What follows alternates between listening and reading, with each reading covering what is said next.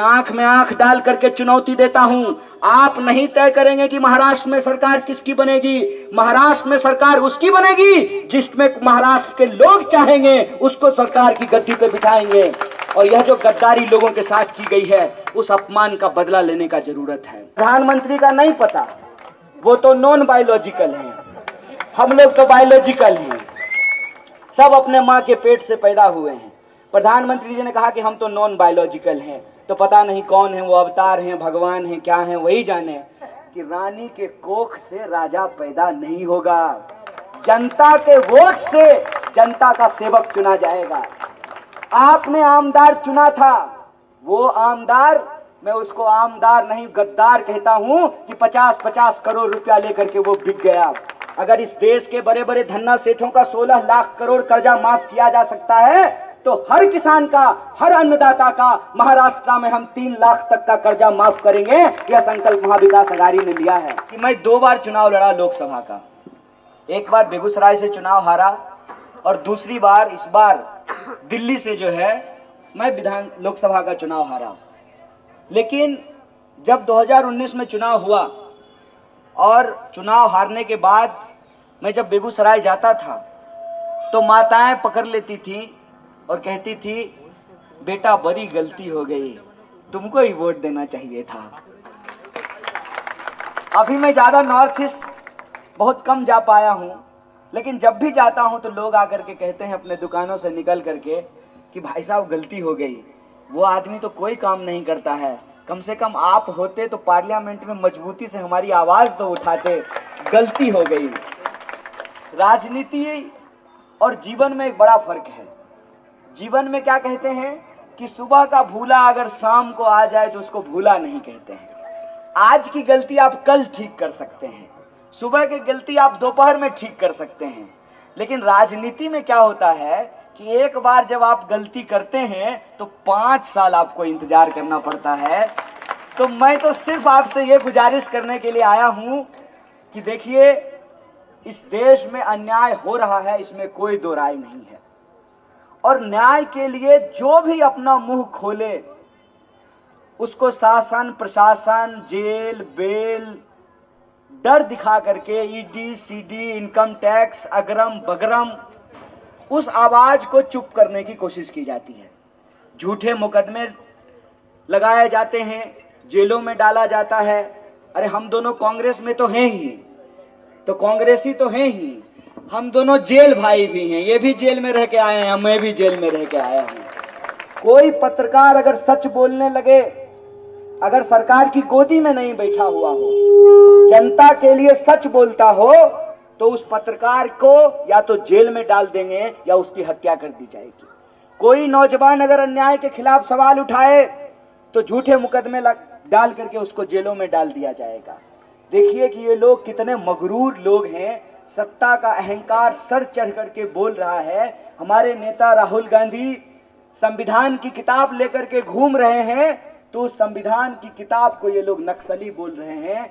है नागपुर के लोगों, आप डॉक्टर बाबा साहब भीमराव अंबेडकर की कर्मभूमि के लोग हैं। डॉक्टर बाबा साहब भीमराव अंबेडकर ने इस देश में संविधान की रचना की है, और ये भाजपा के लोग उस संविधान को अपमानित कर रहे हैं। उस अपमान का बदला महाराष्ट्र के लोगों को लेना चाहिए। इसीलिए मेरा आप सबसे निवेदन है कि जैसे एक एक ईंट को जोड़ने से घर बनता है, वैसे ही एक एक ऐसा नौजवान जो अन्याय के खिलाफ लड़ता हो, बोलता हो, वैसे व्यक्ति को वोट देने से वो आमदार बनता है, और एक एक आमदार के जुड़ने से सरकार बनती है। और ये सरकार 23 तारीख को बनाना इसलिए जरूरी है कि आपने देखा कि किस तरीके से सरकार चुनने का हक जनता का है। हम क्या पढ़ते हैं संविधान की प्रस्तावना में? संविधान की प्रस्तावना में लिखा होता है, हम भारत के लोग भारत को प्रभुत्व संपन्न, समाजवादी, धर्मनिरपेक्ष, लोकतांत्रिक गणराज्य। गणराज्य का क्या मतलब है?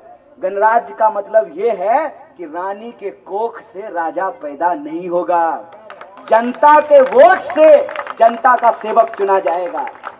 आपने आमदार चुना था, वो आमदार, मैं उसको आमदार नहीं गद्दार कहता हूं कि 50-50 करोड़ रुपया लेकर के वो बिक गया। और लोगों की चुनी हुई सरकार की चोरी की। और वह सरकार चुना कैसे गया, वह सरकार बनी कैसे? आपने अजीत पवार साहब का वीडियो देखा होगा। दिल्ली में एक मीटिंग हुई, गुजरात का एक व्यापारी उस मीटिंग में बैठा हुआ था। वो तय कर रहा था कि महाराष्ट्र में किसकी सरकार बनेगी। तो उनके आंख में आंख डाल करके चुनौती देता हूं, आप नहीं तय करेंगे कि महाराष्ट्र में सरकार किसकी बनेगी। महाराष्ट्र में सरकार उसकी बनेगी जिसमें महाराष्ट्र के लोग चाहेंगे, उसको सरकार की गद्दी पे बिठाएंगे। और यह जो गद्दारी लोगों के साथ की गई है, उस अपमान का बदला लेने का जरूरत है। अगर आप उस अपमान का बदला लेंगे तो आपके सम्मान में महाविकास अघाड़ी काम करेगी। और हमारे जो लड़ने वाले योद्धा हैं, जो वैचारिक लोग हैं, जो अब अंबानी की तिजोरियों में बंद पैसों से अपना ईमान बेचने वाले नहीं हैं, वैसे नौजवानों को जो है प्रत्याशी बनाया है। आज जब मैं गाड़ी से आ रहा था तो मुझे एक नौजवान ने कहा कि भैया नागपुर में घूम रहे हैं, लगता नहीं है कि यहाँ पे आरएसएस का मुख्यालय है। हमने कहा बाबू, तुमको विदर्भ का इतिहास नहीं मालूम है।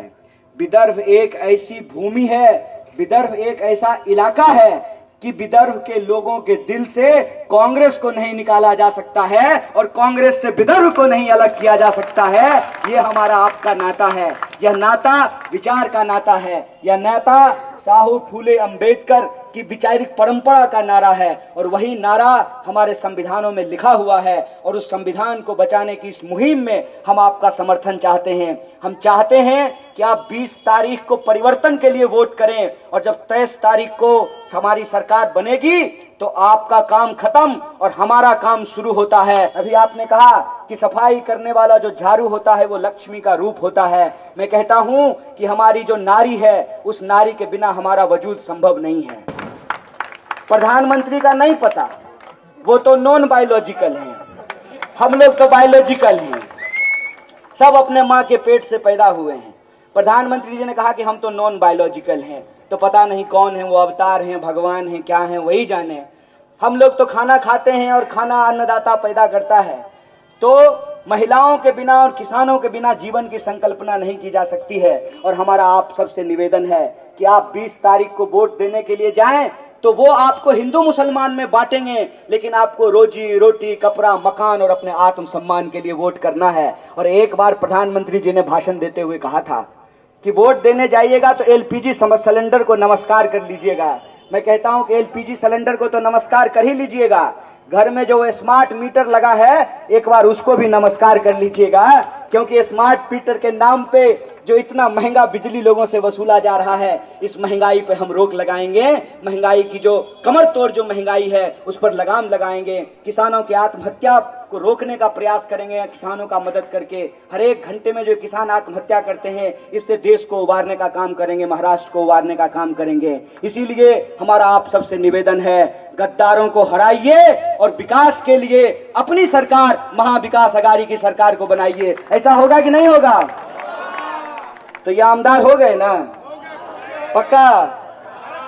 ठीक है, तो 23 तारीख के बाद हम लड्डू खाने के लिए आएंगे। हमने जो हमारे बंटी भाई हैं, आमदार बंटी भाई के हाथ से लड्डू खा करके जाएंगे। बहुत बहुत शुक्रिया, बहुत बहुत धन्यवाद। एक बार आप हमारे साथ नारा लगाइए, परम पूज्य डॉक्टर बाबा साहब भीमराव अंबेडकरांचा, छत्रपती शिवाजी महाराजांचा, क्रांती ज्योती ज्योतिबा फुलेंचा और महाविकास आघाडीच्या, महाविकास आघाडीच्या वारे पंजाब, वारे पंजाब।